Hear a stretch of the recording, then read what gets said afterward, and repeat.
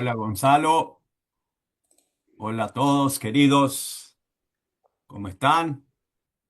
Todo lo que se ha hecho en la historia de la filosofía e historia de las fuentes, con una atención muy especial a lo que ha venido antes de Sócrates, sobre todo en el contexto helénico, es además una, digamos, filosofía práctica de la virtud, de los errores o vicios humanos que tienen en vista una imagen analógico entre el ser humano y la naturaleza.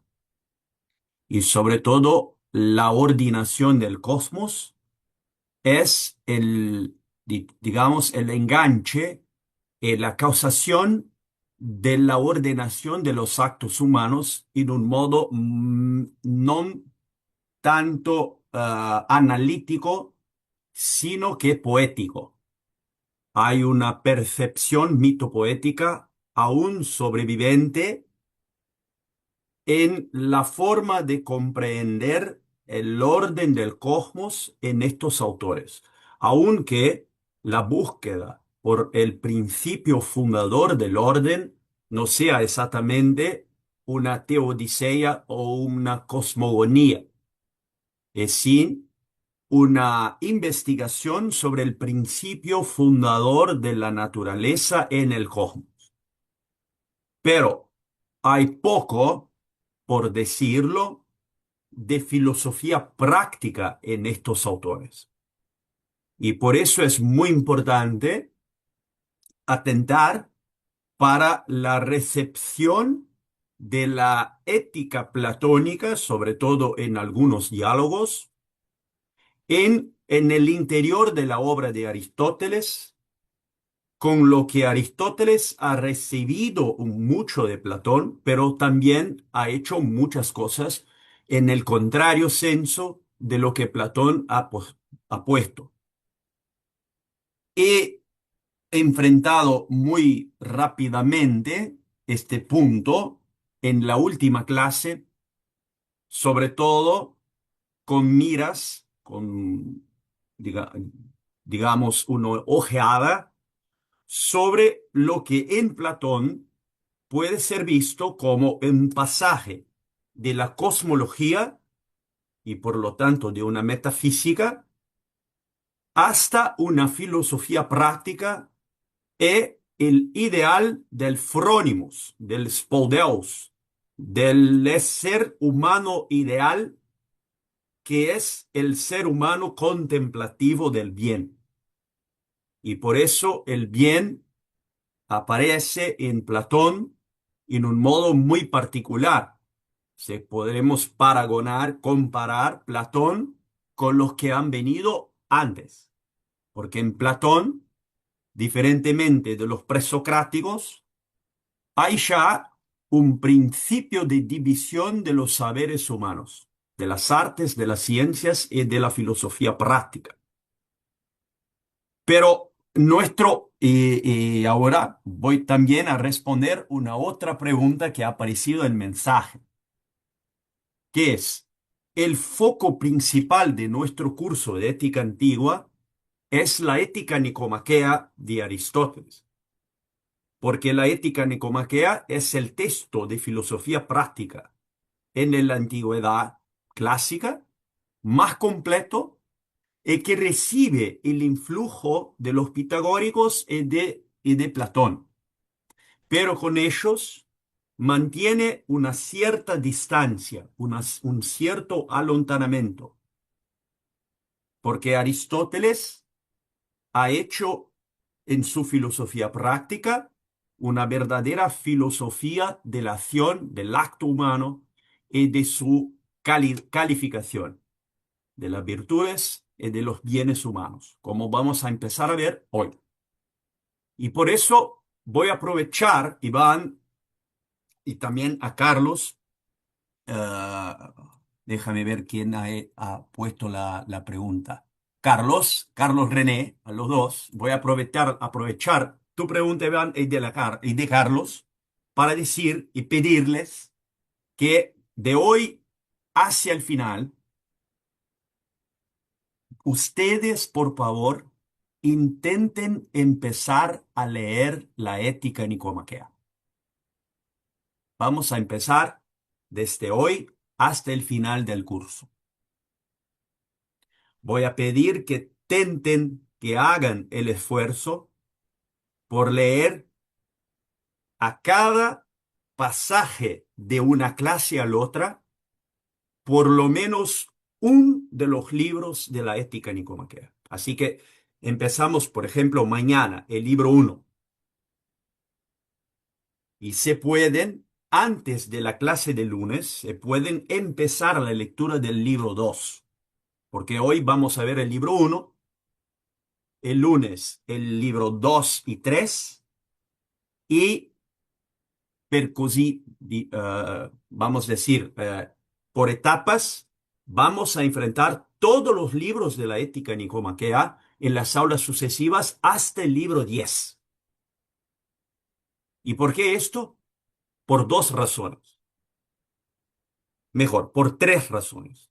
Primero, ya lo he dicho, porque la Ética Nicomaquea es el texto más completo de la antigüedad sobre la filosofía práctica. Esto es el primer punto. El segundo punto es que la Ética Nicomaquea ha sido el libro de filosofía práctica más importante en el contexto de la antigüedad tardía y también del medioevo, porque es el libro que todos los grandes pensadores de la escolástica, de la Alta Edad Media y de la Baja, han hecho comentarios. Alberto Magno, Tomás de Aquino, Duns Scotus, incluso Ockham tiene algunos comentarios sobre la Ética Nicomaquea, Enricus Gandavus y otros autores muy importantes, como también los autores que vienen en el 400, en París, en Oxford. Así que la obra de filosofía práctica más comentada en la Edad Media es la Ética Nicomaquea, seguramente. Y además de esto, hay una tercera razón, que es el facto de que en la escolástica barroca, la segunda escolástica en Salamanca, pero también en Portugal, en España y Portugal, y sobre todo en el Nuevo Mundo, donde estamos nosotros, y aquí hay un ejemplo muy bueno, que es la Universidad San Francisco Javier de Sucre. En estos lugares, el libro base de las lecciones de ética y filosofía práctica era la Ética Nicomaquea y los comentarios medievales a estos textos. Y por eso la disciplina de ética antigua se quiere rescatar la tradición escolástica presente en los colegios, en las universidades, en el Nuevo Mundo. Esta es nuestra, una de las finalidades que tenemos nosotros. Y entonces tenemos que leer la Ética Nicomaquea. Esto es fundamental para lo que queremos hacer, para comprender los textos filosóficos de autores importantes como, por ejemplo, Andrés de Pardo, Jerónimo Valera, Diego de Avendaño y otros que han sido profesores en el 700, en el siglo XVIII, en la Universidad de Chuquisaca. Y también en otros colegios, por ejemplo, el Colegio de Potosí y en otros lugares también. Así que estos son los tres motivos, las tres razones por las cuales vamos a enfrentar este texto. ¿Tranquilo? Muy bien. Me gustaría muchísimo dar las buenas venidas a la querida Ana Cecilia. Yo lo he hablado con ella hoy en la tarde. Ana Cecilia es una doctora, es una profesora, es una querida colega y va a estar con nosotros en las clases de ética antigua. Y Ana Cecilia es además una especialista en Platón. Ha hecho su doctorado en Platón. Por este motivo, yo lo he invitado para que en martes, en la clase de martes, Ana Cecilia por 20 minutos, en el inicio de la clase, de la lección, por 20 minutos, va a hacer para nosotros una exposición sobre pasajes de la apología de Sócrates que dicen respecto a la ética platónica. Esto va a ser un ejercicio que tenemos en nuestra clase, porque desde ahí podremos mirar con un enfoque más analítico específico la herencia o la no herencia de la ética platónica en Aristóteles, como un intervalo en nuestro curso para ver lo que ha dicho Platón y volvemos para Aristóteles. Y lo he pedido a Ana Cecilia, que encarecidamente, muy amable, ha aceptado esta invitación para que ella también pueda participar con nosotros, estar con nosotros, porque es una colega, una persona que está con nosotros para asomar, para juntar, para seguramente participar con nosotros en esto grande proyecto que es la restauración de la alta cultura y de las artes liberales en el contexto de la Universidad San Francisco Javier. Esto es el más importante de todo. Tranquilo, queridos. Muy bien, entonces vamos a empezar con el libro primer de la ética nicomaquea. Yo lo he pensado. ¿Cuál sería la metodología más dinámica para la clase? La lectura del libro uno y comentarios a partir de la lectura o una organización didáctica que va a iluminar, a ayudarlos cuando en estos días, en este final de semana, les espero, o mañana, viernes, ustedes van a empezar la lectura del libro uno de la ética nicomaquea. Yo lo he pensado que esta forma, esta metodología, va a ser más útil para este propósito. Por eso, yo lo he separado algunos puntos fundamentales que están presentes en el libro primero de la ética nicomaquea, pero que también son principios necesarios que están presentes también en otros escritos de Aristóteles que puedan también iluminar las cuestiones que envuelven el bien humano básico. En otras palabras, el objeto principal de la ética. Así que cuando hablamos de la ética en Aristóteles, tendremos que tener presente que Aristóteles ha escrito, supuestamente, tres grandes tratados o obras sobre ética. Y esto, yo necesito decirlos, es un tema de frontera,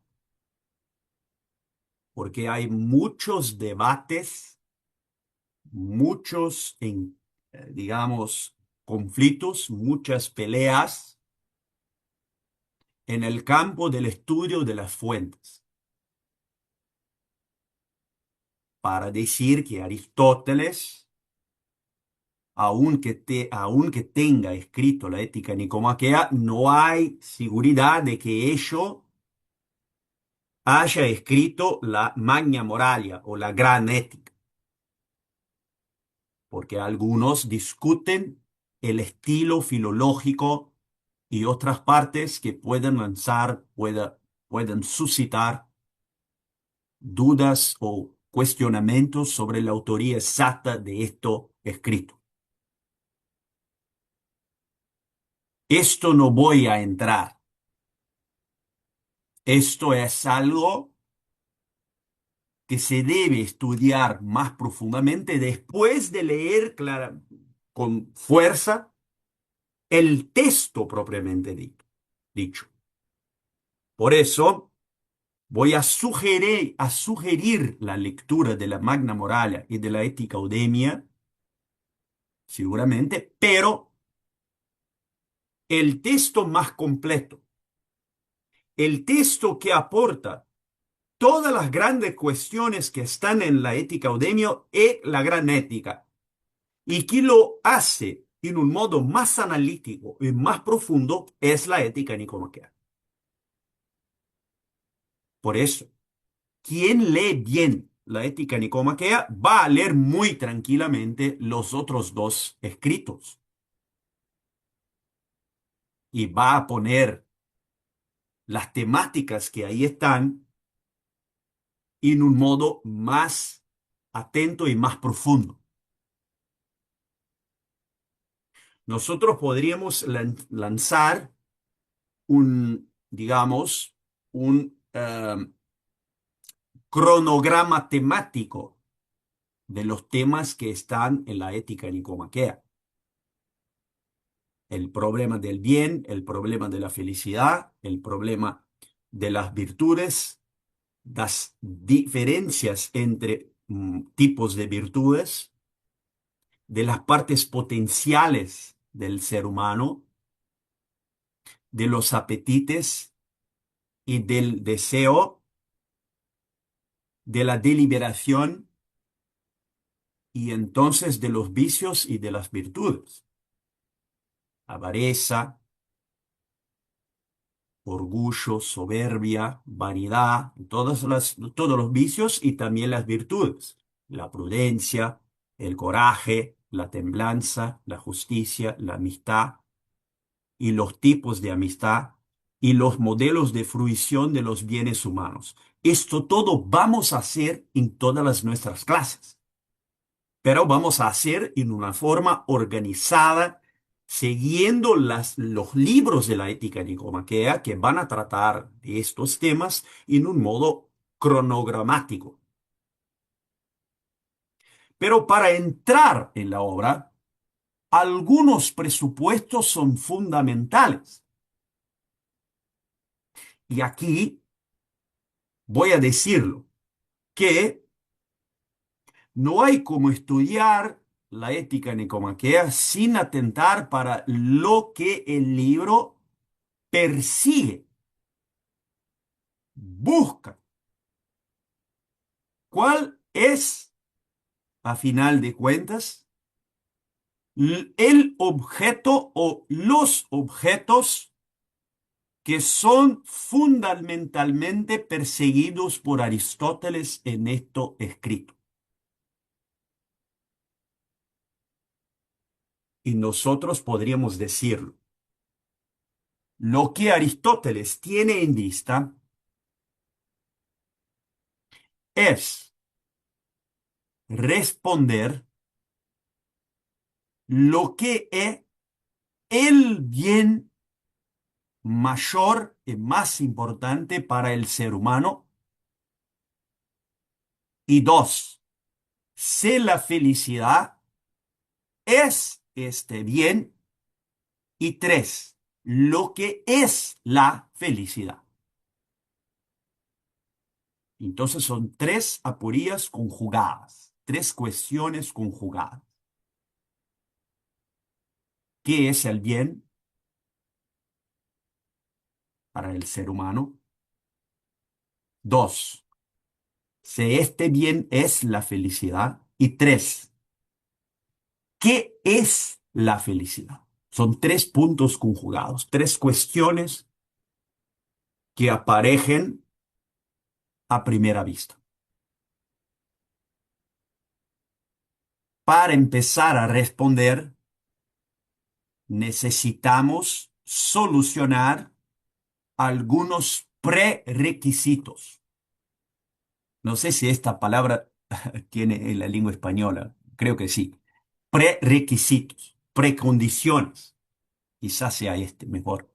Precondiciones. Necesitamos saber estas precondiciones para que después sea más fácil y por lo tanto más indicativo responder estas preguntas partiendo del libro uno de la Ética Nicomaquea. Porque Aristóteles empieza la Ética Nicomaquea con la siguiente oración. Todas las acciones, todas las actividades buscan el fin. El fin es el bien a que todas las cosas apetecen. Esta es la frase, la oración, el enunciado que instaura la ética nicomaquea, que hace empezar el libro. Todas las acciones, todas las actividades buscan o persiguen el fin. El fin es el bien a la que todas las cosas apetecen. Por lo tanto, el bien es apetecible. El bien es atractivo. No es una buena palabra filosóficamente, lo sé, pero didácticamente la podremos utilizar. Apetecible es más eh, etimológica y semánticamente más correcta desde un punto de vista filosófico, porque el apetite, lo que los latinos utilizaban para traducir a Aristóteles, el appetitum es esta pasión que está en el ser humano como algo inmoble, inactivo, que es en algún momento activado por el bien. Y por lo tanto, el bien apetece, o sea, el bien provoca una alteración en nuestra alma para ponerlos en la dirección de él. Pero podremos preguntar con Aristóteles, ¿qué es el bien humano? O mejor,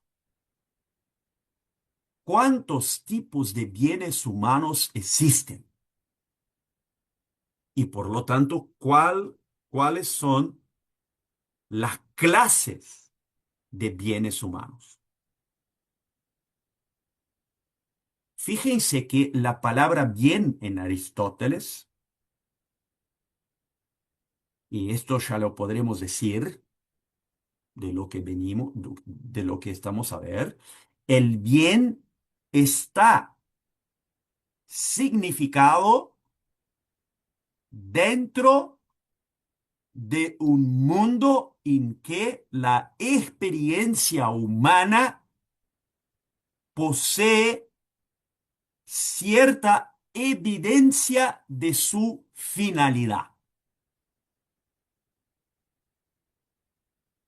O sea, cuando miramos Platón, el bien posee una dimensión que, claro, es ontológica dentro de la matriz de Platón, pero también el bien es algo inteligible que se aporta para una otra dimensión, la dimensión del mundo formal, del mundo inteligible. Lo que estamos a ver a partir de ahora es que si el bien humano en realidad son bienes humanos en el plural y por lo tanto hay clases de bienes humanos, es porque esta clasificación, esta taxonomía hace con que el bien en Aristóteles tiene una dimensión más cercana de la experiencia humana y de la evidencia de los fines de nuestros actos. Por lo tanto, ¿cuáles son estas clases? Según Aristóteles son tres. hay tres clases de bienes humanos. Los bienes exteriores, o sea, los bienes que están fuera de nosotros, los bienes del cuerpo, y por lo tanto son bienes que disfrutamos por nuestros sentidos y también por la nuestra imaginación y también por los movimientos biológicos de nuestro cuerpo. Y al final, los bienes del alma, que para Aristóteles, y en este punto hay una convergencia con Platón, son los bienes más elevados. Pero fíjense que los bienes del alma, que para Aristóteles son más propiamente bienes do que los otros, los bienes del alma no son puramente bienes contemplativos, aunque la forma de vida contemplativa sea para Aristóteles, como para Platón, la forma de vida más elevada, la mejor forma de vivir como un ser humano es el de ser un filósofo. Porque ¿quién es filósofo? Primero de todo, medita, porque la meditación es el razonamiento y por lo tanto es el movimiento de la inteligencia en la dirección de la verdad. Pero cuando la meditación se ferma, cuando el razonamiento finisce, acaba, es como el momento en que el filósofo se asombra, se espanta delante de la verdad. Y por lo tanto, el razonamiento es suspenso, porque en este momento el intelecto apenas solamente admira la verdad y por lo tanto fija los ojos del alma en la verdad.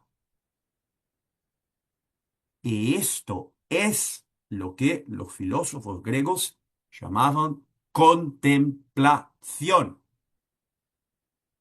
porque la contemplación no tiene además el razonamiento como la meditación, sino que la contemplación es la observación admirante de lo que es el verdadero. Y por eso la verdad es como algo que paraliza, sostiene el movimiento de la inteligencia, porque la inteligencia ahora está admirada, asombrada, extraordinariamente encantada con la verdad que está a ver. Este es el cume de la vida filosófica y no hay mayor bien que esto. Y por eso Aristóteles dice en la política que para que sea posible analizar el bien de la política, el bien de la polis, el filósofo, este que ya ha contemplado el bien en la contemplación, por lo tanto, ya lo ha hecho, la contemplación, ahora para ver el bien de toda la comunidad política, tiene que hacer otra cosa. Tiene que hacer un distanciamiento de la ciudad para verla desde afuera. Y por lo tanto tiene que hacer un refugio fuera del mundo, porque la polis es el mundo, para aproximarse, acercarse de los dioses. Claramente utiliza en este momento una figura mitopoética para narrar, para decir algo que no podría decirlo de otra manera. Y por eso utiliza el recurso mitopoético para hacerlo. ¿Que esto tiene que ver con los bienes humanos? La respuesta es todo. Porque los bienes del alma, lo que es el más pleno y elevado sentido, es algo que está en la dimensión de la contemplatio, de la contemplación. Pero no solamente, esto es el punto original de Aristóteles, sino que los bienes del alma también requieren acciones y actividades psíquicas. Y por psíquicas quiere decir actividades de la psique, del alma. Por ejemplo, las potencias y las capacidades del alma que Aristóteles puntúa en su tratado de ánima sobre el alma, cuando habla de las potencias anímicas que vamos a ver en en alguna clase posterior, pero ya lo digo ahora. Para Aristóteles hay 5 potencias del alma. La potencia vegetativa, la potencia animal o anímica, que son los sentidos, la percepción común y los apetites y la imaginación. La tercera facultad es propiamente la imaginación. La cuarta es el motivo local, que es la vida del alma en su interior, es sus movimientos, los movimientos del alma. Y el último es el intelecto, el nous, la inteligencia. Porque para Aristóteles nosotros somos animales racionales, animales dotados de logos. Y por lo tanto, la potencia más alta que tenemos es el intelecto. Pero el intelecto no ordena solamente la vida teórica,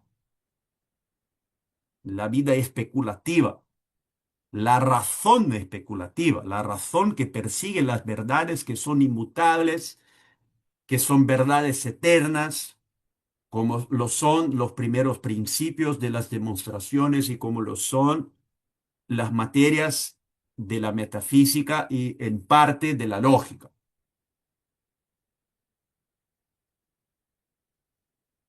Además también de algunas artes liberales como la geometría y la aritmética, sino también que el intelecto tiene otras operaciones, operaciones que van a envolver los movimientos psíquicos y las acciones humanas, o sea, el movimiento de los cuerpos humanos, por decirlo así. Y ahí tenemos la operación de la razón práctica, que es como el intelecto ordena los actos humanos, y la razón técnica, l'ars o téchne, que quiere decir la ordinación que el intelecto hace para que el ser humano produzca cosas, la producción de las cosas. Por eso es importante tener presente que el intelecto tiene 3 operaciones: la razón teorética o especulativa, la razón práctica y la razón técnica, productiva. Y para nosotros, la más importante de todas en este momento, para el estudio de la ética, es la razón práctica.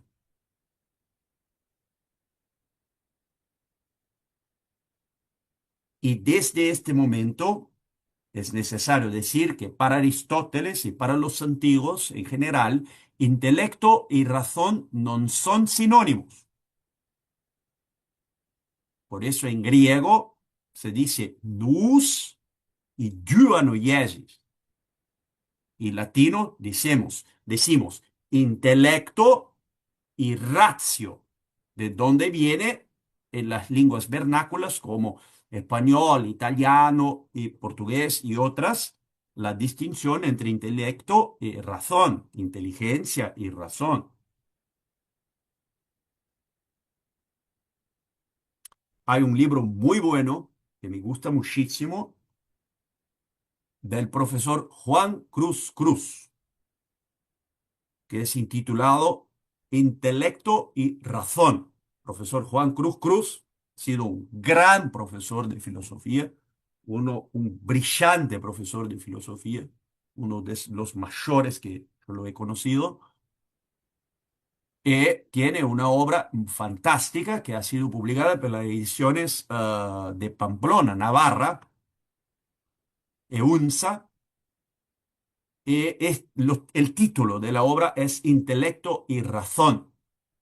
Yo lo recomiendo muchísimo, esta obra del profesor Juan Cruz Cruz.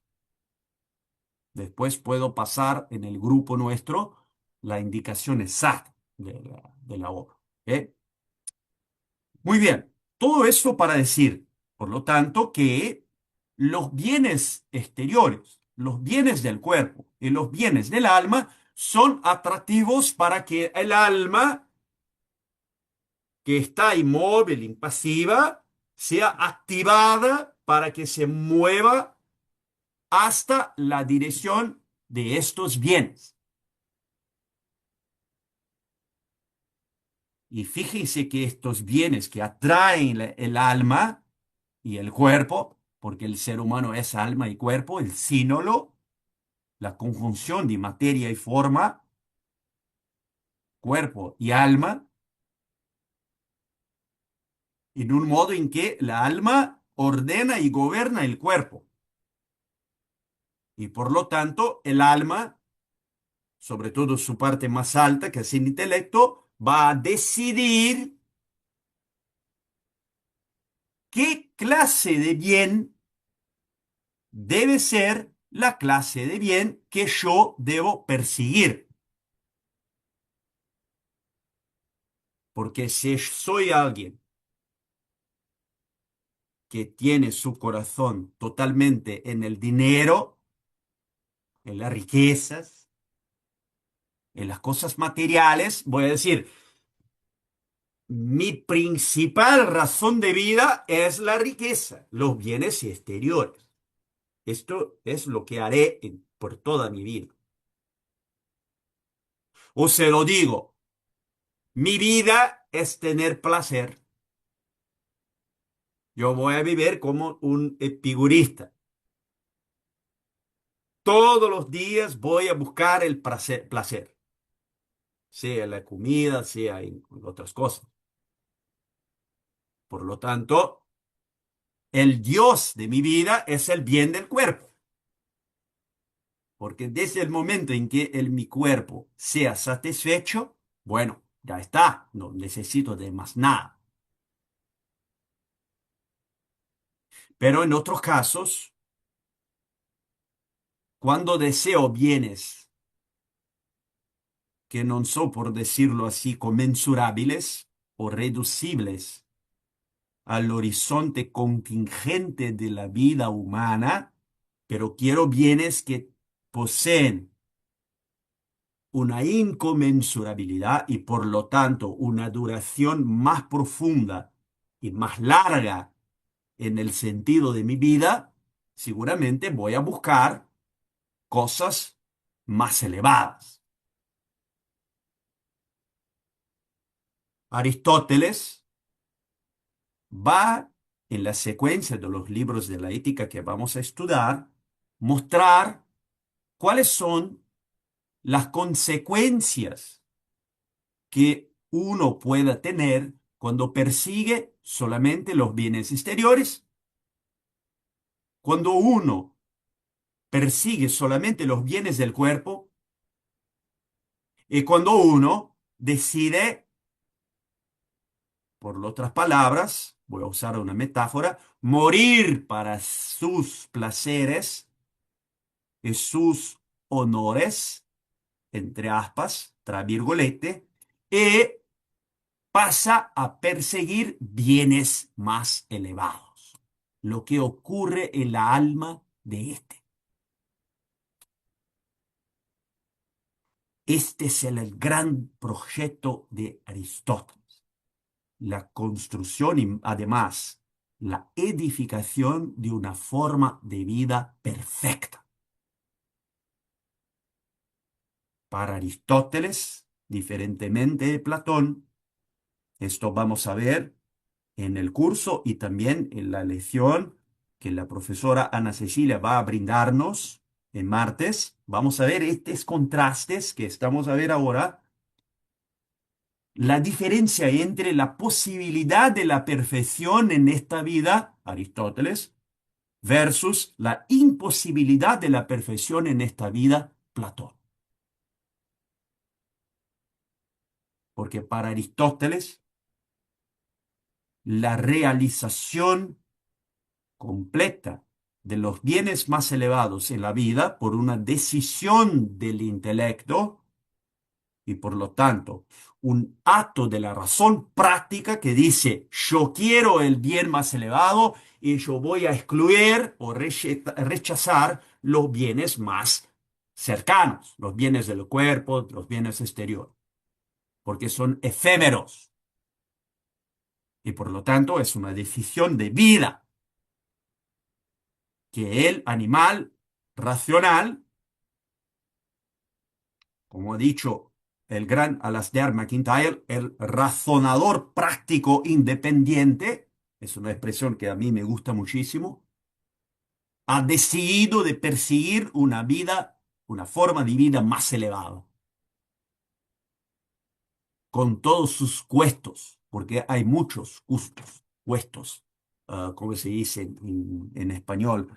Um, muchos débitos a pagar por una decisión de este tipo. Por lo tanto, tenemos de partir de algunas caracterizaciones del bien para el enfrentamiento del nuestro punto. El bien. ¿Qué es el bien? Libro 1, Ética Nicomaquea. El bien es el fin del ser humano. Y el fin puede ser una actividad propia del sujeto. Dos, un bien exterior separado. Y tres, perdóname un poco la secuencia de esto. O bien, o más, además, un bien que aporte una realización inmediata en el cuerpo. Por eso Aristóteles hace esta distinción entre el fin del ser humano como una actividad propia del sujeto. Por lo tanto, el bien es algo que se realiza en nuestra actividad. Y por eso Aristóteles ha dicho también que el bien de la razón práctica es un bien intrínseco al acto humano, diferentemente del bien de la técnica, y es un bien extrínseco. Porque el bien de la técnica, Lars o techne, técnica, vamos a decir por decirlo así, la técnica es un movimiento del cuerpo humano que produce un bien que es externo a este movimiento.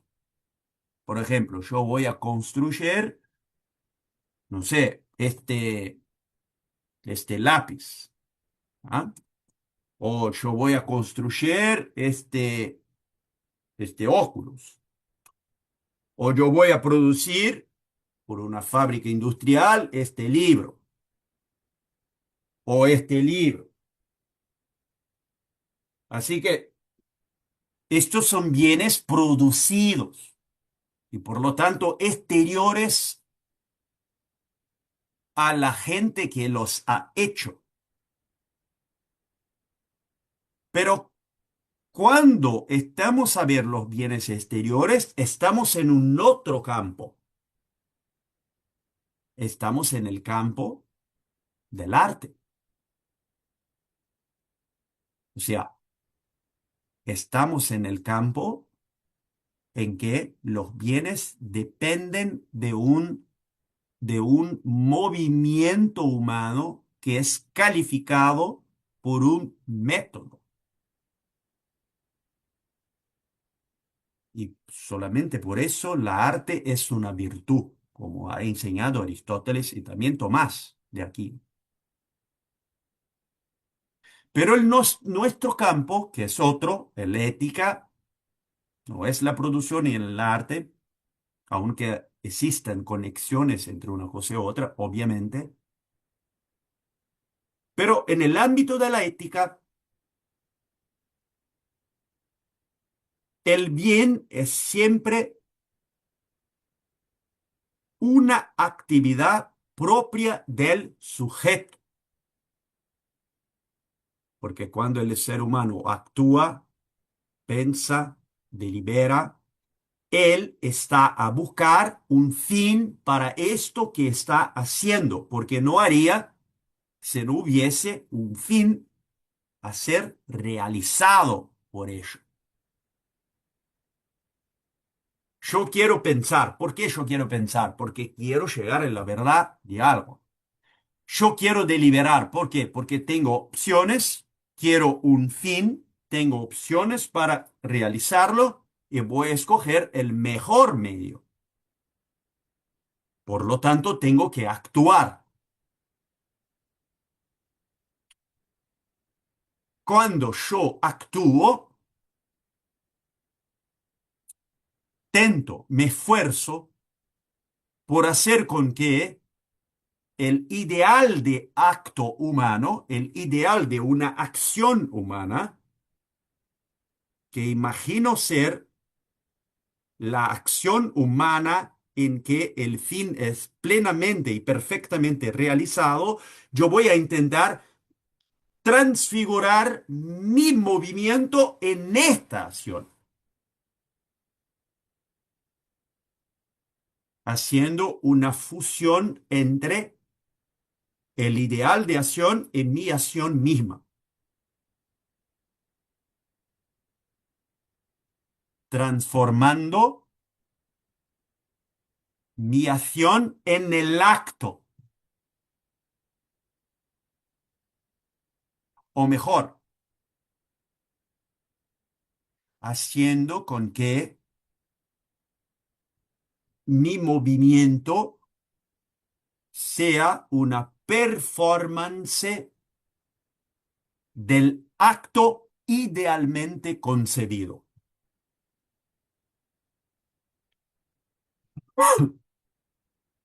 Esto es lo que algunos comentaristas de Aristóteles contemporáneos han llamado de metafísica del bien humano y por lo tanto la metafísica del acto humano.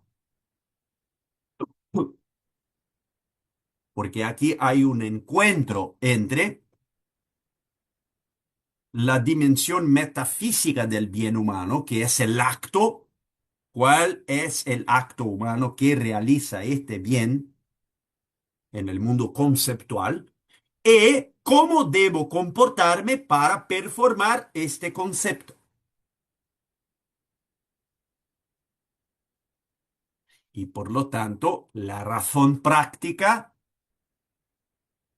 es capaz de aprovecharse de la razón teorética, de la razón especulativa, que está a ver este concepto, este ideal de un acto humano bien realizado, y para que ella pueda ahora escoger el método, el medio, el camino más adecuado para realizar en sí este acto.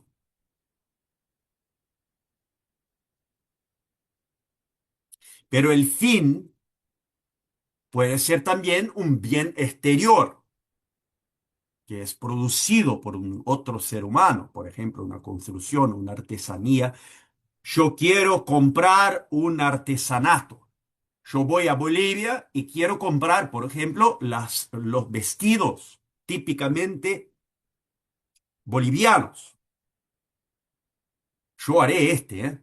Ya lo digo, cuando estuvimos juntos en Sucre, ustedes van a decirme cuál es el mejor material para comprar de frío,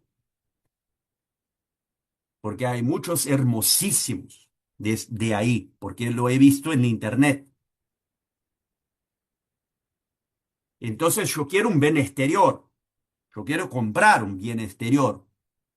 Estoy atraído por el vestido boliviano que realmente me hace protección del frío.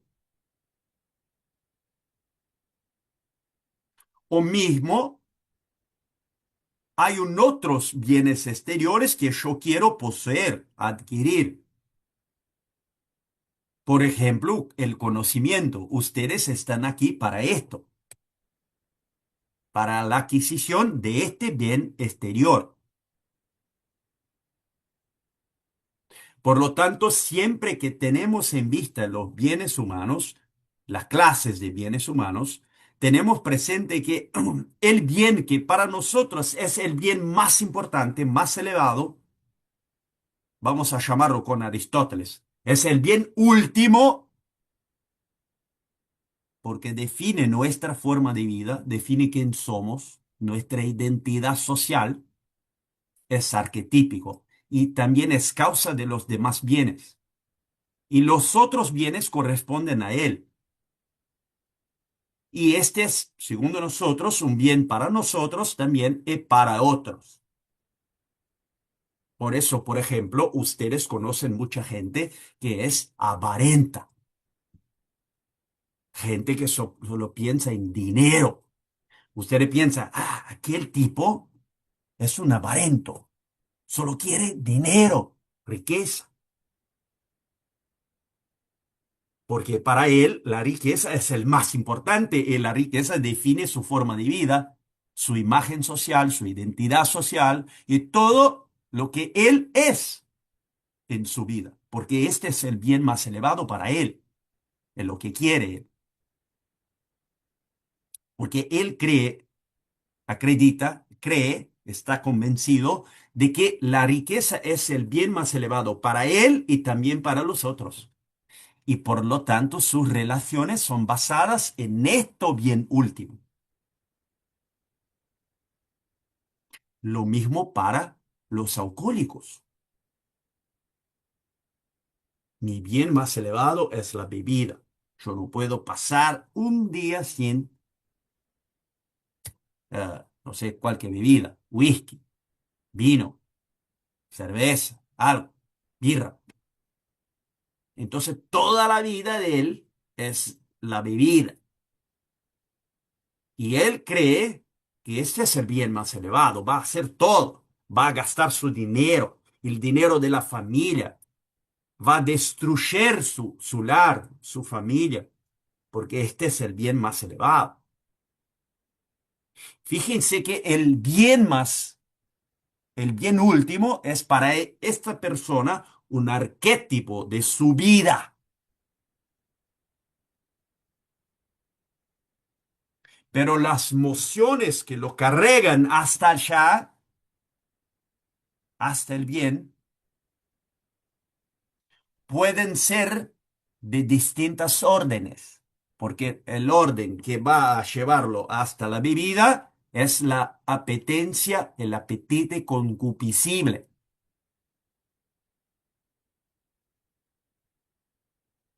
El avarento es el deseo de conquistar por orgullo, soberba y también avaricia, porque la avaricia no es un vicio da solo, es un vicio que exige una conexión con otros vicios y por lo tanto él quiere dinero ¿para qué? Para mandar y para ordenar cosas según sus conveniencias. y por lo tanto la riqueza es el bien más elevado, pero no es solo. Porque sí, tengo 2 millones de dólares. ¿Para qué? Para nada. No, no es así, ¿no? Aunque pueda haber situaciones patológicas. Alguien que ya está con 3 billones de dólares y quiere más, y más, y más, y más, y no está cagando para su vida. Solo quiere esta cosa, ¿sabes? Es una patología. Fíjense que los bienes más perseguidos son los bienes que definen las patologías en la racionalidad ordenada de la vida humana. Esto es muy importante en este momento, tenemos presente. ¿Ok? Bueno, vamos a parar un poquito aquí. Voy a pasar la palabra a Nicolás. Después vamos a hacer un intervalo y después volvemos. ¿Ok? Nicolás, por favor. Hola Marcus, ¿se me escucha? Y también WhatsApp. Después WhatsApp. Por favor. Sí, sí, Nicolás, por favor. Te Perfecto. escucho. Yo tengo una consulta sobre esta parte última de la metafísica, que se habla de Aristóteles, de la metafísica de la moral, si se quiere. A ver, en Platón queda claro, digamos, que es su filosofía es más trascendental, ¿no? Respecto al bien, y el bien es una forma ideal en la que un acto participa o no, ¿no? Aristóteles entendería que es más inmanente, si se quiere decir, su filosofía en el sentido de que el bien está en el acto mismo, en su realización, como bien decías. Pero de ahí me surge la consulta, ¿cómo puede existir el bien en sí mismo, como este bien supremo o el bien del acto ideal, si la única forma de realización de ese bien sería en un acto, ¿no? O sea, ¿cómo podría existir un acto ideal si no tiene esa materia realizada, entendiendo que Aristóteles propone el chileimorfismo, ¿no? Muy Eso. buena pregunta, Nicolás. Espectacular. ¿Ok? Nosotros vamos a responder cuando volvemos del intervalo en un modo más atento. Pero yo voy a empezar a responder ahorita.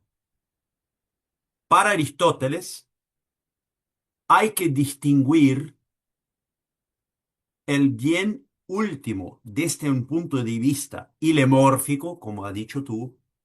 Por lo tanto, el bien como, digamos, algo que es realizado habitualmente en la vida humana. Y otra cosa que es la dimensión especulativa y metafísica del bien. Porque en esto segundo sentido, para Aristóteles, el bien es un concepto, no es una forma pura e inteligible que está en un otro mundo, porque esto para Aristóteles no existe. Para Aristóteles la forma y la materia están en este mundo, en el mismo mundo. Y la forma está conjugada a materia. Pero nosotros somos impelidos a encontrar por relaciones de identidad, similitud y diferencia en los individuos un pertenecimiento a un género con sus diferencias específicas. Y por lo tanto, las especies son definidas por la forma. Y por eso, desde un punto de vista de la, de la física, decimos forma. Desde un punto de vista de la lógica, decimos especie.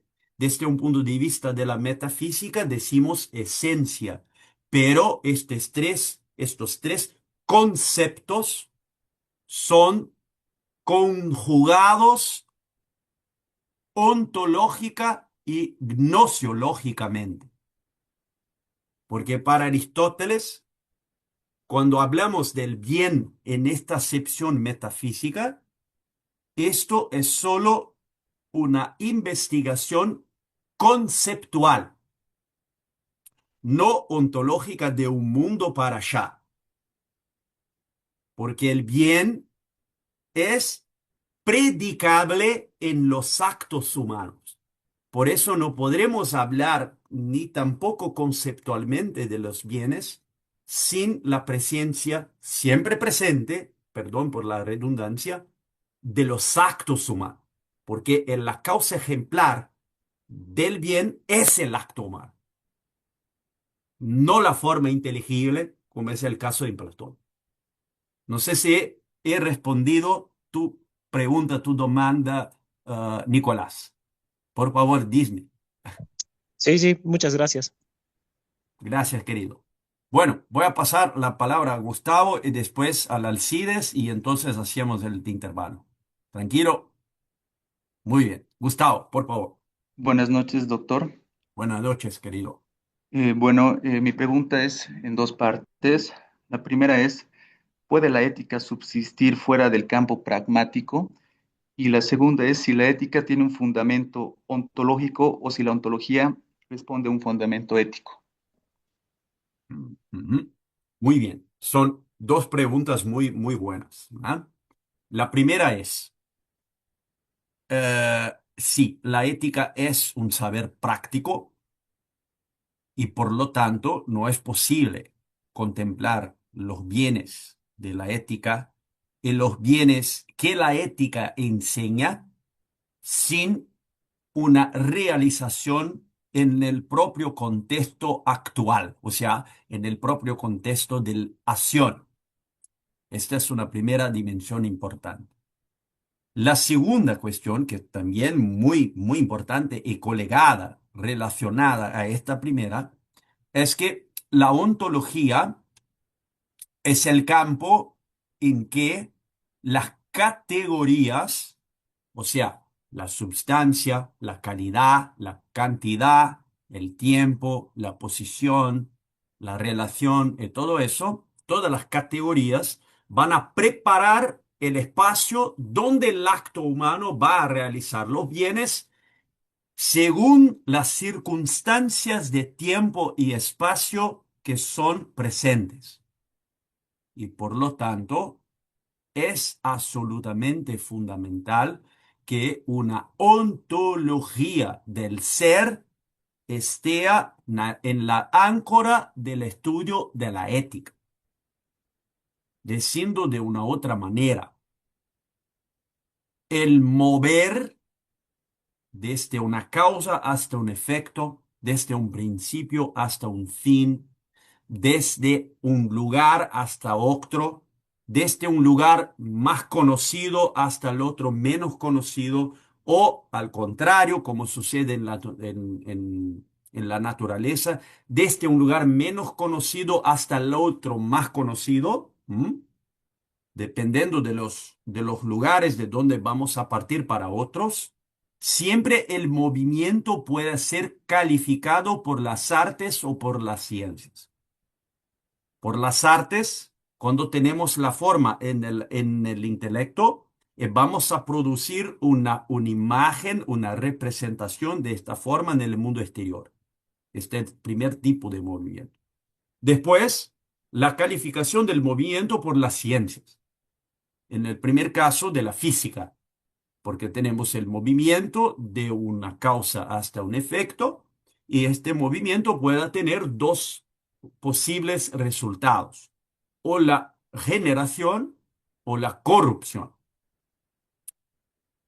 En la ética vamos a tener de calificar aún más este movimiento, porque la generación o la corrupción son de naturaleza calificativa.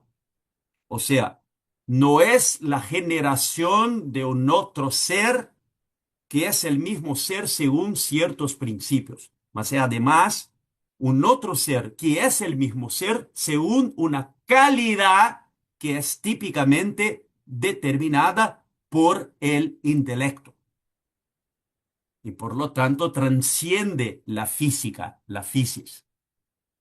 La ética va a perseguir estos modos de calificación de los actos humanos o, por el otro lado, de los vicios que son la corrupción de los actos humanos. Y al final, el estudio integrador de la ontología en sí misma, que el estudio del ser y sus diferentes modos de predicación.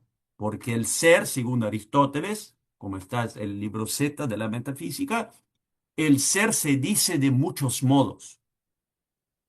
Y uno de los modos es la usía, la substancia, pero hay otros modos de sí decir el ser. Por ejemplo, en la lógica, vamos a tener más adelante una clase de lógica y vamos a ver el ser desde un punto de vista proposicional, porque el ser se dice verdadero o falso según los atributos compositivos o divisivos del juicio, que es el segundo acto de la razón.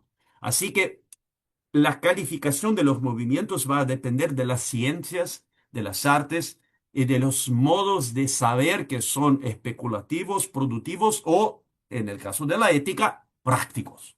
Muy buenas noches, igualmente buenas noches a todos mis compañeros y compañeras. Bueno, yo tengo dos dudas, ¿no? La primera que voy a plantearla es la siguiente. Entiendo que, de acuerdo con lo que nos explicaba, bueno, a partir del pensamiento de Aristóteles, nos habla de que el intelecto puede tener, bueno, está clasificado en tres tipos: la teorética, la práctica y la razón técnica productiva.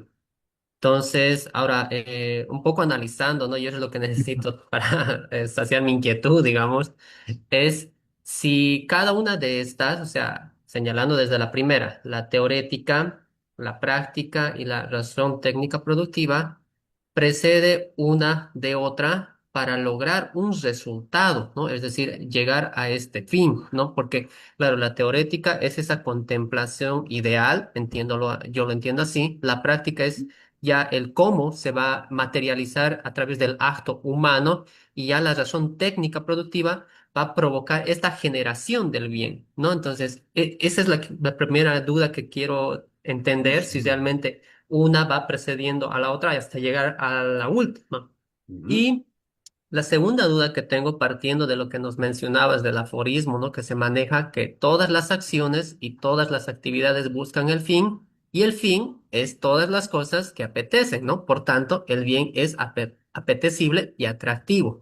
Pero Perfecto. el bien, entonces, puede estar influenciado por determinados factores, ¿no? Perfecto. Porque ese bien que va a buscar el ser humano, entonces puede estar influenciado de acuerdo a las costumbres, de acuerdo al contexto, al tiempo Ujú. y todo ello, ¿no? Entonces, no sé si el término correcto es llamarlo influenciado, o puede también provocar una determinación para que Perfecto. Esto determinada es, es puede mejor. Sí, buscar, sí. ¿no? Entonces, esas dos consultas, por favor, gracias. Muy buenas preguntas, Alcides. Muchísimas gracias. ¿Ok? Vamos a primera. Sí, hay una cierta, digamos, conexión de causa-efecto en las tres operaciones intelectuales. Lo digo porque cuando hablamos de la razón técnica del arte, estamos hablando no solamente de bienes que son producidos para fuera de nosotros. Nosotros también podremos producir bienes que son bienes intrínsecos no a la nuestra actividad, sino a la nuestra alma. Por ejemplo, podemos producir conocimiento, pero para producir conocimiento necesitamos aprender una o algunas artes que son condicionales para adquisición del conocimiento y por lo tanto, sea del conocimiento práctico, sea del conocimiento especulativo, vamos a tener de tener una razón productiva previa. Por ejemplo, hay una diferencia entre la arte que produce un bien físico externo y la arte que produce un bien que no es físico, pero sino que es inteligible. A la primera la llamamos de artes mecánicas, a la segunda llamamos de artes liberales, porque son artes que son libertas de la materia. Pero esta liberalidad del arte liberal, perdón por la redundancia, pero es proposital, la arte liberal va a producir las condiciones por las cuales vamos a conocer el bien en la práctica y el bien del orden especulativo, porque con la adquisición de las artes liberales, como la gramática, la dialéctica, la retórica, sobre todo, vamos a pensar mejor y por lo tanto vamos a identificar mejor los medios y las condiciones para el acto que vamos a intentar realizar. Esto no significa todavía, y esto es muy importante, que la determinación del orden práctico de un ser humano dependa siempre de la adquisición de una arte liberal completa. Voy a darnos un ejemplo. Una persona puede ser muy versada en gramática y puede ser un canalla, una persona mal carácter, una persona despreciable desde un punto de vista moral. Y al contrario también, una persona puede ser buenísima, muy buena persona,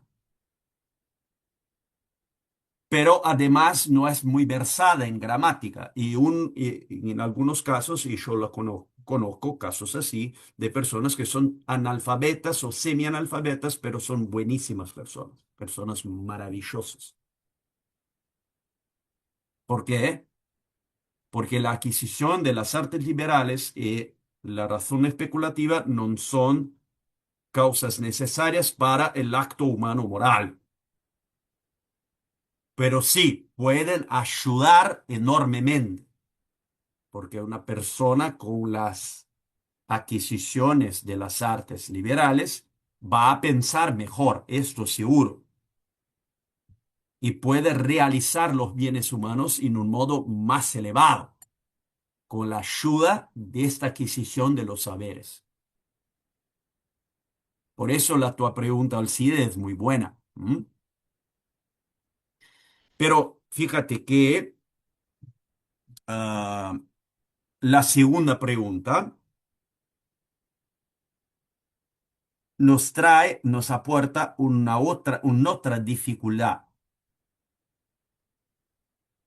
que es el facto de que la realización de los bienes humanos y por lo tanto la actividad que genera los bienes humanos en vida es siempre una actividad que tiene que tener el acompañamiento, la presencia del intelecto agente, del intelecto que está produciendo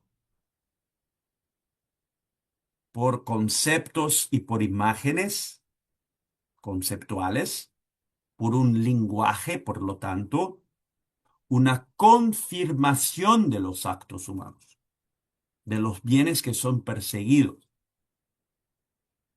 Por esto, el bien último, en este caso, es algo que va a depender de una habitualización, de un hábito.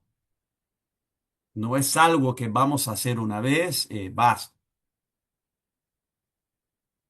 Pero sí es algo que va a depender de un compromiso que el agente tiene que tener con el acto. Es un compromiso del agente y del acto. Y este compromiso posee no una independencia completa y absoluta, sino que posee una cierta autonomía, que es la autonomía del orden práctico delante del orden especulativo. No sé si he respondido al sí de tu pregunta. Por favor, hágame saber si ha faltado algo. No, todo súper entendible. Muchas gracias. Gracias, querido. Muy bien. Tenemos que hacer cuatro evaluaciones para la disciplina. Dos parciales, un trabajo extra y una evaluación final. ¿Ok? Vamos a hacer lo siguiente. En el próximo martes, entre 18:30 y 19, ustedes van a entrar en el sistema para responder a 5 cuestiones de múltipla opción que voy a poner. Ya lo he pedido a Ana Cecilia. Mañana voy a preparar y enviar a ella y ella va a poner en el sistema. Y ustedes en martes, a 30 minutos antes de nuestra clase de martes, ustedes entran en el sistema y responden muy rápidamente estas cuestiones. Cuestiones muy simples sobre cosas que hemos hablado en las clases. ¿Ok?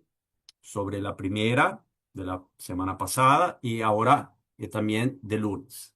Así que son cuestiones muy prontas, no van a ser nada difícil. Son cuestiones que, digamos,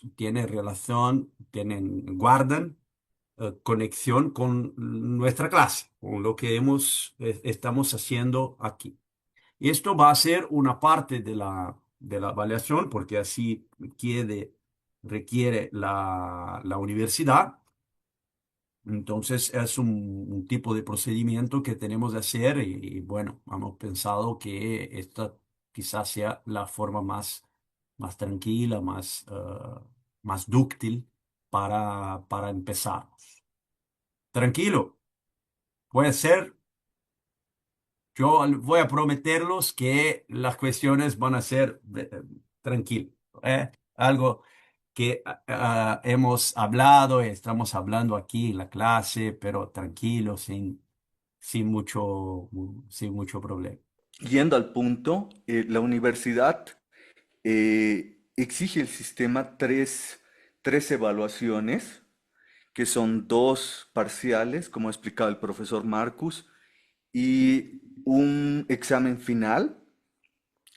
Sería 25 cada parcial. Estamos siguiendo el modelo que me han pasado en la U virtual, ¿no? Y 30 puntos el examen final. Ahí serían 80 puntos. Y 20 puntos son evaluados independientemente por el facilitador. En este caso tenemos la facilitadora. Ella va a diseñar un trabajo para ustedes y les va a avisar con tiempo, ¿no? Entonces, eso es importante. Igual, nosotros venimos de la escuela brasileña, ¿no? Yo he estudiado ahí he conocido a Marcos, ¿no? Casi 20 años en Porto Alegre, una increíble ciudad, ¿no? Y los exámenes, cuando yo di sobre Aristóteles, sobre la metafísica, eh, nos daban una pregunta y teníamos 3 horas para desarrollar y podíamos salir al jardín y todo esto. Eh, Aquí es diferente, es un examen de selección múltiple, ¿no?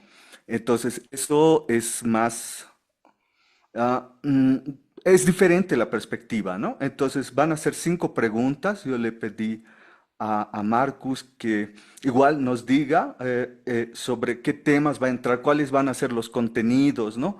Él ya subió materiales, ¿no? Está el plan que él elaboró para la materia, un plan hermosísimo, pensado de forma bien ambiciosa y que lo está llevando a cabo muy bien.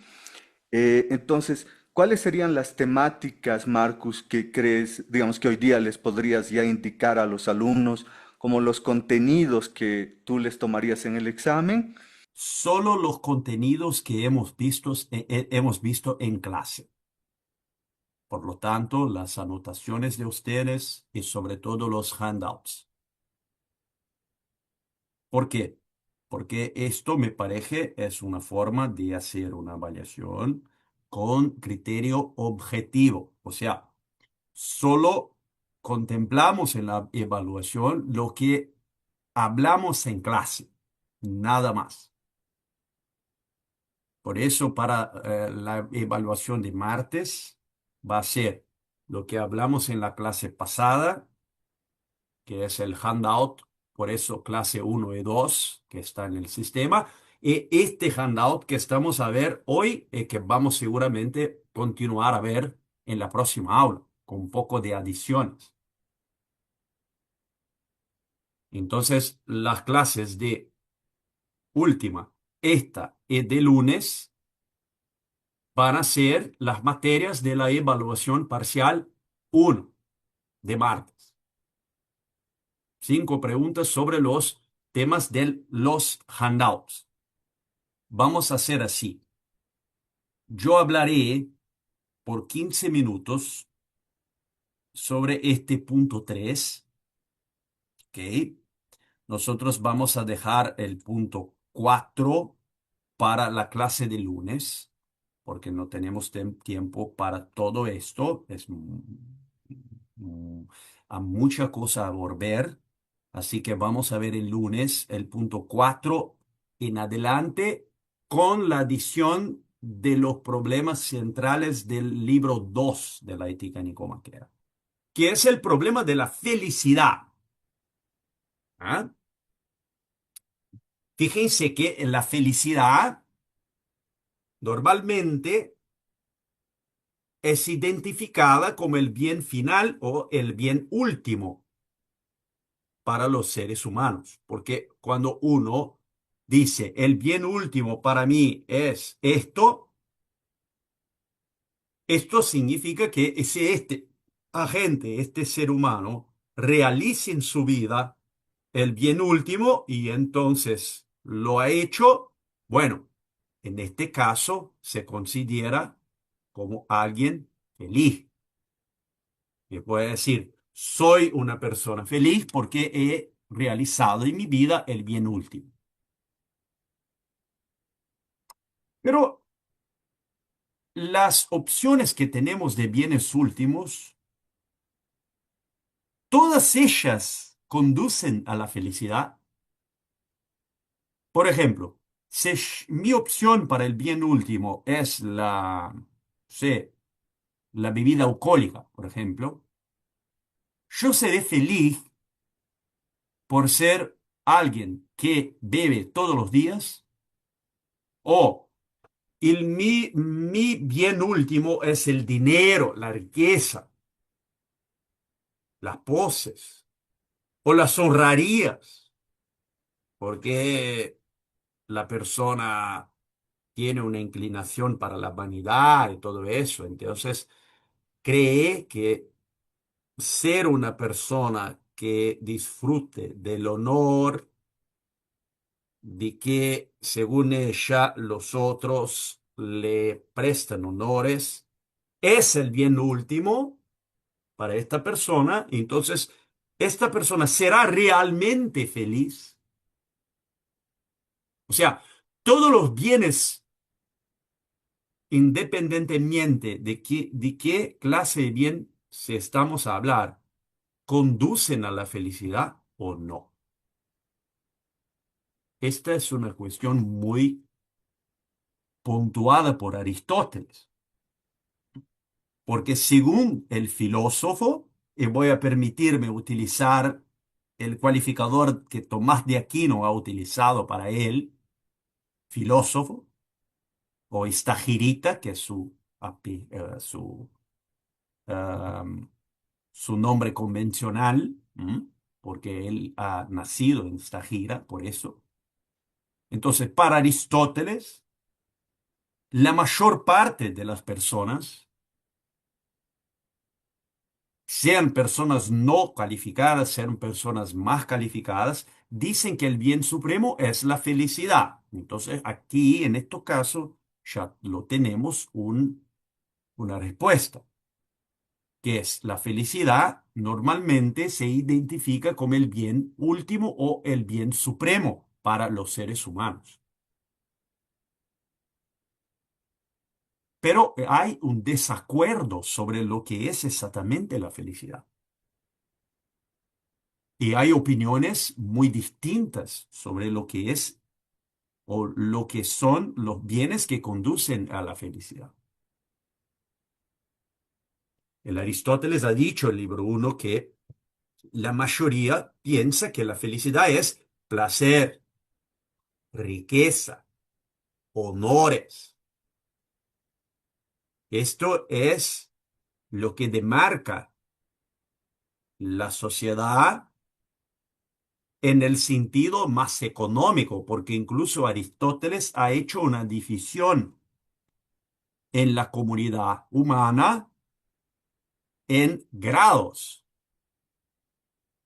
La primer comunidad humana es de naturaleza económica, homo o economicus, lo que sobrevive del oikos, de la casa, del medio de subsistencia de la especie. Lo que los latinos también hablaban con la palabra labor. Y los griegos llamaban de oikonomos o oikonomía, la regla de la casa o la regla de los medios de subsistencia de la especie humana. Por eso la economía está bajo el primer nivel, el primer grado. Y ahí están estos tipos o modelos de bienes como el placer, la riqueza, y también en algún modo los honores, porque la clase de los comerciantes, la clase rica, la clase más abastada, las élites, la tienen en consideración para que después se vaya hasta una segunda, hasta un segundo plan, un segundo grado, que es la comunidad de los relativos o de los comerciantes que hacen con que la riqueza sea no solamente privada, sino también de la ciudad, de la polis. Que la polis se queda una polis próspera, rica, como es Atenas, pero también Alejandría, Constantinopla y otras ciudades. Constantinopla, obviamente, después. Y así son las grandes civilizaciones que se desarrollan según estos grados. El primer grado, la subsistencia, el mundo del labor. El segundo grado, el mundo del comercio, de la economía política, por decirlo en términos contemporáneos. Y en el tercer nivel, el tercer plan, ahí está la ágora o la comunidad política propiamente hablando, donde los honores son más importantes. Un político, un ciudadano, un son político. En Atenas se destaca por el logos y por la palabra, porque como ha dicho Hannah Arendt, en su condición humana, la política es el espacio público de la palabra y de la acción, el mundo conjunto del agir humano o el mundo del agir conjunto de los seres humanos. Así lo ha dicho Hannah. Y si el mundo del labor, el espacio de la necesidad, el mundo de la palabra y de la acción, que es la política, es el mundo de la libertad. Esto ha dicho Hannah.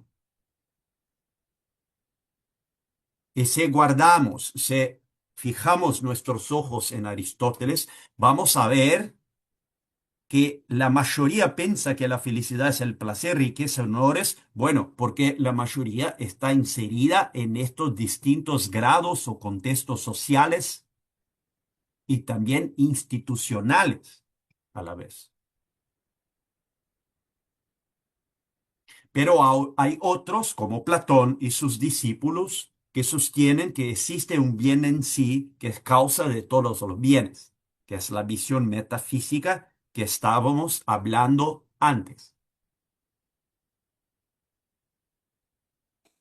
Aristóteles no va a negar que estas posiciones no tengan alguna utilidad y alguna importancia en el mapa de los conceptos filosóficos. Por lo contrario, Aristóteles ha mucho respeto, sobre todo por su maestro que es Platón, seguramente. Querido Marcus, discúlpame, me piden Gonzalo. que lo pongas por favor en proyección la diapositiva en grande, porque no consiguen ver en chiquitito. Ah, no, École, ahí, école. ahora mejor, Mil gracias. por Era favor. eso, ¿no? Perdón porque no lo sabía de este, ¿eh? Me perdonen. Se estaba, digamos, pequeña.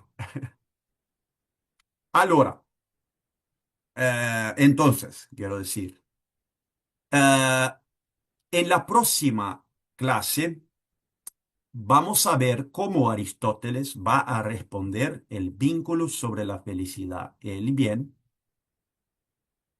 lo que es exactamente los bienes más elevados y por lo tanto la felicidad, cuál es la respuesta de Aristóteles. Y al final vamos a ver también el libro 2 donde Aristóteles hace una distinción entre dos tipos de virtudes: las virtudes intelectuales y las virtudes éticas y prácticas. Esto va a ser muy importante para lo que va a venir en las clases posteriores, cuando vamos a entrar en los tipos de virtudes, en las partes potenciales de estas virtudes, en sus corrupciones, que son los vicios humanos, y de qué manera Aristóteles va a construir digamos, un edificio que se llama frónesis o prudencia en latino, que es la virtud más importante de todas en el mundo de la ética o en el mundo del obrar humano o en el mundo del acto humano. La virtud de la prudencia va a ser el coronamiento del libro Ética Nicomaquea, porque en el libro sexto la prudencia irrompe, despunta como la virtud condicional para todas las otras. Hasta la prudencia vamos a tener una estrada, un camino, una ruta. Y esta ruta empieza aquí con el problema de la felicidad y del bien humano. Muchas gracias por su atención. Buenas noches. Mi Dale. pregunta más que todo es un tanto para preparar para el examen o para las pruebas que vamos a tener. Estoy agarrando un libro que es el Moral a Nicómano o lo que está como Ética a Nicómano. Este es de una Nicómaco. editorial Nicómaco, es Ujú, de Aristóteles, ¿no? Este es editorial Universo. Difiere, digamos, en las formas de redacción con la que está entregada en el que me han dado en PDF. ujú, Dice, y es bilingüe la que han dado, ¿no?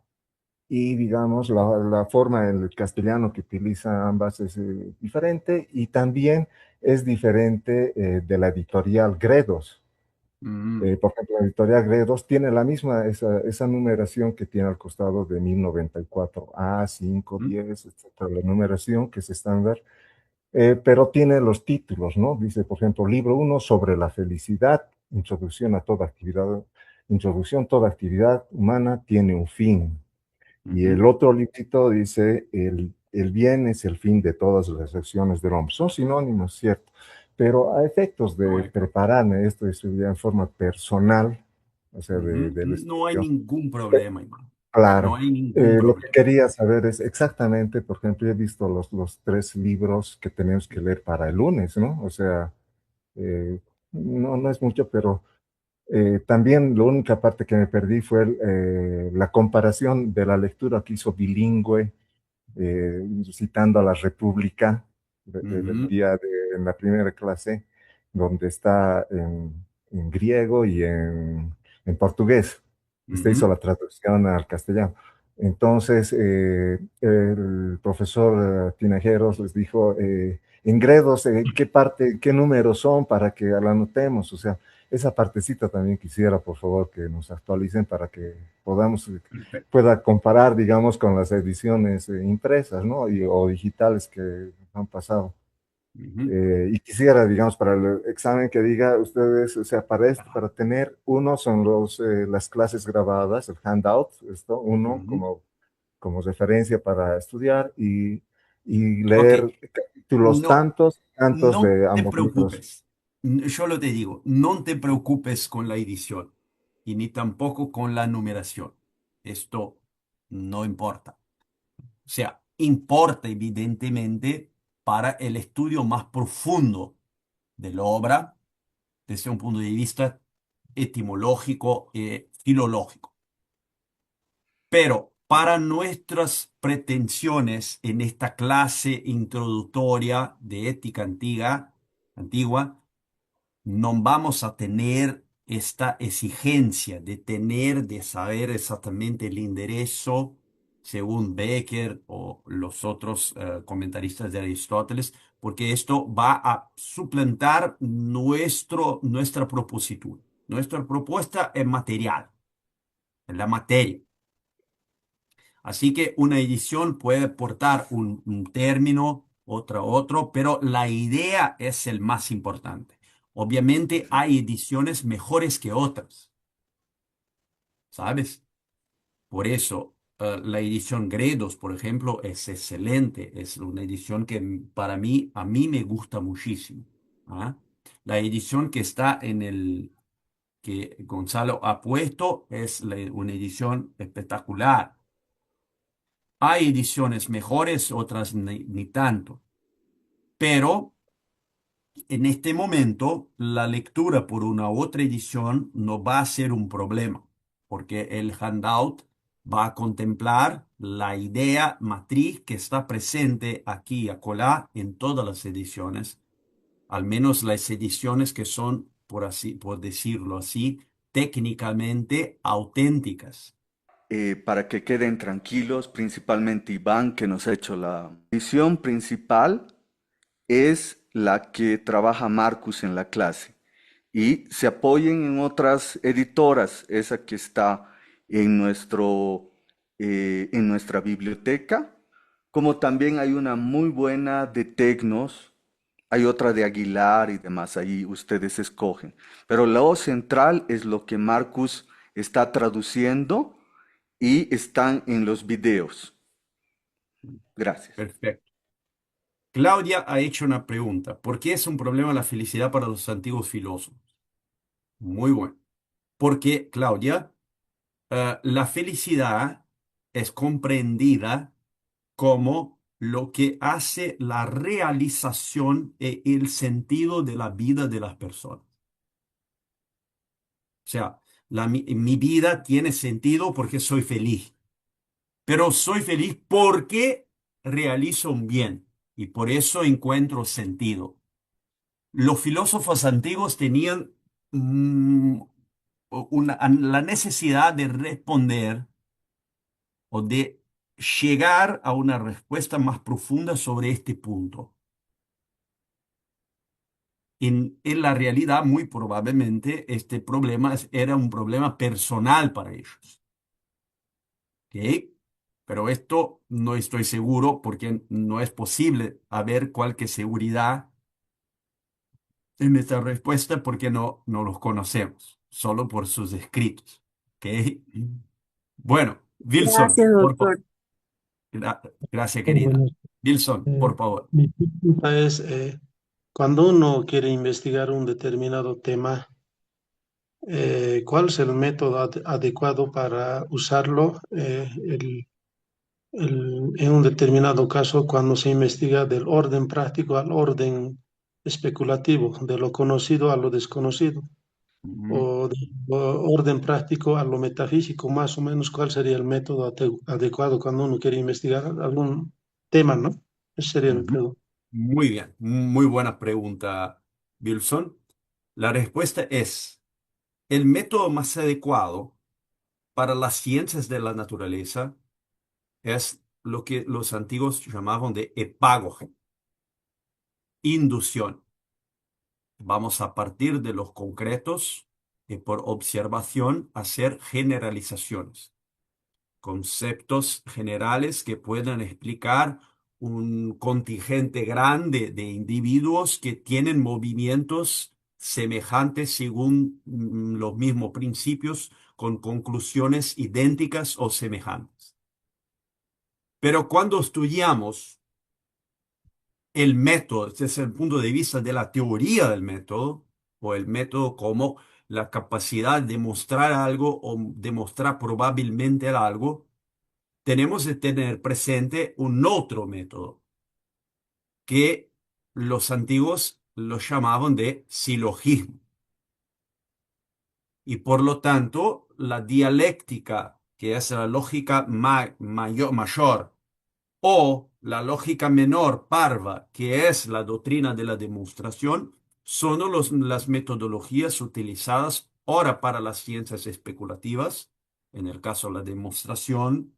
Ahora, para las ciencias prácticas es el caso de la dialéctica, del silogismo material o de la conclusión probable o plausible que podremos obtener desde un razonamiento práctico. Entonces, en cada orden de los saberes hay una metodología subyacente porque, como ha dicho Aristóteles en los tópicos, el método siempre acompaña el objeto. Y por eso tenemos la necesidad de escoger el mejor método para la noción, o sea, para la ciencia de los objetos, sean objetos prácticos del acto humano, sean objetos trascendentales del mundo o del orden especulativo.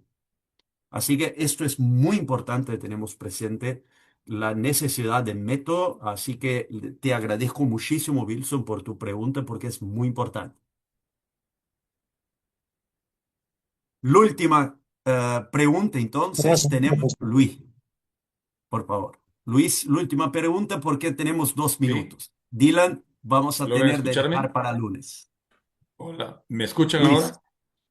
te escucha. Sí, Perdón, sí, ¿ahora sí, sí me sí. escuchan? Sí, ¿cómo están? Buenas noches. Gracias, profesor. Bueno, Dos por favor. preguntas, ¿no? Me preguntaba, ¿la felicidad solo depende del carácter del sujeto o también de la fortuna, ¿no? Es decir, ¿qué papel juega la fortuna en la felicidad del sujeto? Y por otro lado, si la felicidad es, bueno, en realidad, ¿qué es la felicidad? ¿Una disposición? ¿Es un sentimiento? ¿O es una actividad que se sostiene a lo largo del tiempo, que requiere una serie de virtudes? Exactamente, ¿qué sería la felicidad en ese sentido? Te respondo muy rápidamente. La felicidad no es un sentimiento, la felicidad no es tampoco la fortuna solamente, aunque la fortuna sea importante. Sino que la felicidad es un bien que por el intelecto somos capaces de conocer y realizar. Esto vamos a ver más profundamente en la próxima clase, seguramente. Pero esto es una respuesta, digamos, inmediata, muy, digamos, genérica de lo que vamos a profundizar en la próxima clase. Porque tu pregunta hace el puente por lo que vamos a ver en la lección próxima. Les agradezco muchísimo por la presencia. Ha sido un gusto estar juntos. Les deseo un excelente fin de semana, un final de semana muy bueno. Volvemos lunes a las 18:30 para juntos respondernos preguntas y a las 19 para la clase. Y martes tenemos la clase tenemos la evaluación 18:30 19, 19:25 clase con Ana Cecilia, 19:25 hasta 21:30 clase conmigo. ¿Ok? Muchísimas gracias. Perdón, disculpe, profesor, Ana, sobre por esto. favor. Sí, lo que pasa es que me están haciendo la petición que hay mucha gente que no puede estar 18:30 para rendir el examen, sino Mm, directamente a las 7. Entonces hay ese problema y no sé si podría hacer el as- examen tal vez o pensarse Perfecto, para un Ana. periodo dentro de clase. Ujú. Perfecto, Eh, hacemos mejor. Vamos a hacer el examen de las 19 a las 19:30. La clase de Ana de las 19:30 a las 19:55. Y después mi clase. el día martes el examen y recordarles que el lunes es el horario que hemos destinado para conversar y también va a estar la facilitadora, ¿no? De 18 a 18:45 todos los lunes estamos para ver todos los temas, desde algo que les haya pasado en lo burocrático que les podamos ayudar, hasta las preguntas pendientes que salen de los videos y dicen, ¿en dónde está Marcus? Los lunes de 6 a 6:45, ¿no? Eso. Perfecto. Perfecto, mi hermano. Muchísimas gracias, queridos. Un gusto, un abrazo fuerte. Nos vemos entonces lunes. Ana va a ver si es posible esta realización del examen, de la evaluación parcial el martes a las 19. Muy bien, gracias, queridos. Un abrazo fuerte. Hasta prontísimo.